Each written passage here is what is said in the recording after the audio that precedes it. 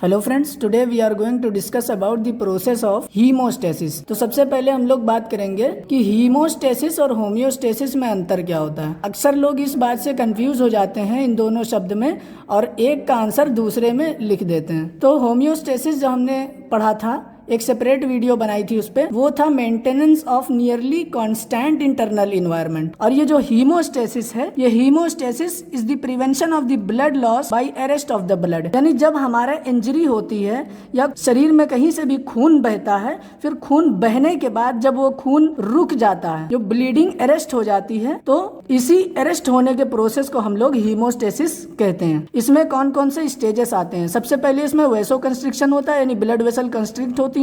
फिर platelet plug formation होता है, प्लेटलेट का एक प्लग बनता है। उसके बाद ब्लड का कोगुलेशन होता है। फिर क्लॉट रिट्रैक्शन होता है, वो क्लॉट दोबारा से रिट्रैक्ट हो जाता है। फिब्रिनोलाइसिस होती है, वो क्लॉट का तोड़ा जाता है। फिर growth of the fibrous tissue to repair the rupture या डैमेज्ड वेसल्स परमानेंटली। फिर उस ब्लड वेसल्स के ऊपर फाइब्रस टिश्यू का ग्रोथ होती है और उससे जो ब्लड वेसल डैमेज या रप्चर हुई है उसे दोबारा से ठीक कर दिया जाता है। सबसे पहला प्रोसेस होता है वेसो कंस्ट्रिक्शन, यानी ब्लड वेसल्स का कंस्ट्रिक्ट होना। तो जैसे ही हमारी इंजरी होती है और खून बहना स्टार्ट होता है तो हमारी ब्लड वेसल्स कंस्ट्रिक्ट हो जाती हैं। इसमें क्या होता है कि जो हमारी ब्लीडिंग है, जो खून बह रहा है, वो थोड़ा सा कम हो जाता है। तो जैसे ब्लड वेसल रप्चर हुई, ब्लड उनमें कंस्ट्रिक्शन हुआ और उससे खून की बहाव जो है वो थोड़ा सा कम हो जाता है। वेसो कंस्ट्रिक्शन होता है due to the local nervous reflex की वजह से और लोकल मायोजेनिक स्पाज्म, यानी मसल्स में स्पाज्म होता है, या फिर लोकल ह्यूमरल फैक्टर्स होते हैं जैसा कि सेरोटोनिन जो कि प्लेटलेट से रिलीज होता है, ये हमारा वेसो कंस्ट्रिक्शन करवाता है। दूसरा आता है प्लेटलेट प्लग फॉर्मेशन। प्लेटलेट जो हमारी होती हैं ये इनएक्टिव स्टेज में हमारे ब्लड वेसल्स में सर्कुलेट करती रहती हैं। तो जैसे ही हमारी ब्लड वेसल्स की वॉल जो है इसमें इंजरी होती है तो जो हमारी प्लेटलेट्स हैं ये कोलेजिन और लैमिनिन और वॉन विलिब्रांड फैक्टर के साथ में ब्लड वेसल्स की वॉल में जहाँ पर इंजरी हुई है वहाँ पर एडहेयर हो जाती हैं और एडहेयर हो करके ये प्लेटलेट एक्टिवेशन करके एक प्लेटलेट का क्लॉट बना देती हैं। तो इसे हम लोग कहते हैं प्लेटलेट प्लग फॉर्मेशन। तो जो एक्टिवेटेड प्लेटलेट होती हैं वो अपनी शेप को चेंज करती हैं और एडीपी को रिड्यूस करती हैं और आपस में एक दूसरे से चिपक जाती हैं। इसे हम लोग कहते हैं प्लेटलेट एग्रीगेशन। जो हमारा थ्रोम्बोक्सिन A2 होता है ये प्लेटलेट एग्रीगेशन को इंक्रीज करता है और हेमेटोक्रिट प्लग के फॉर्मेशन को करने में हेल्प करता है।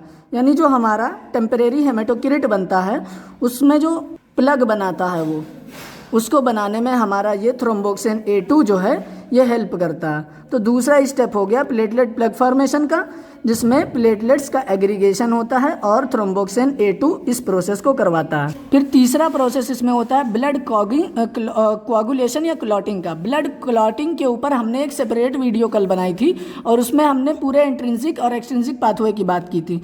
तो सबसे पहले क्या होता है कि हमारा टिश्यू अगर डैमेज होता है या ब्लड वेसल्स की वॉल डैमेज होती हैं तो क्या होता है, एक्सट्रिंसिक पाथवे चालू होता है। या फिर अगर हमारी ब्लड वेसल डैमेज होती है तो इंट्रिंसिक पाथवे चालू होता है।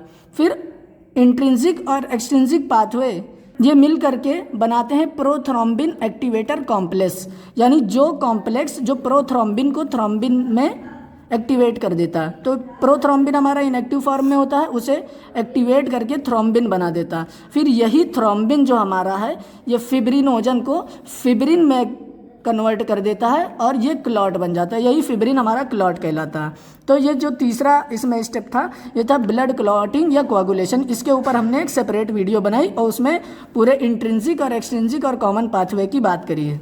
उसके बाद में आता है क्लॉट रिट्रैक्शन। ये क्या होता है कि जो हमारा क्लॉट होता है उसके साइज में रिडक्शन होना, उसी रिडक्शन को हम लोग क्लॉट रिट्रैक्शन कहते हैं। उसका मैकेनिज्म कैसे होता है कि जब हमारा फिब्रिन स्टेबलाइजिंग फैक्टर और थ्रोम्बोस्थिनिन जो कि प्लेटलेट प्रोड्यूस करता है, ये स्ट्रॉन्ग कॉन्ट्रैक्शन करवाता है प्लेटलेट्स का और फिब्रिन के साथ जाकर के अटैच हो जाता है। तो जब ये फिब्रिन के साथ में अटैच होता है तो ये हमारा जो क्लॉट बना हुआ है उसको सोलन मास में कन्वर्ट कर देता है और क्लॉट को रिड्यूस कर देता है। उसके बाद में आता है फिब्रिनोलाइसिस, यानी जो हमारा क्लॉट बना है उसको तोड़ना भी है।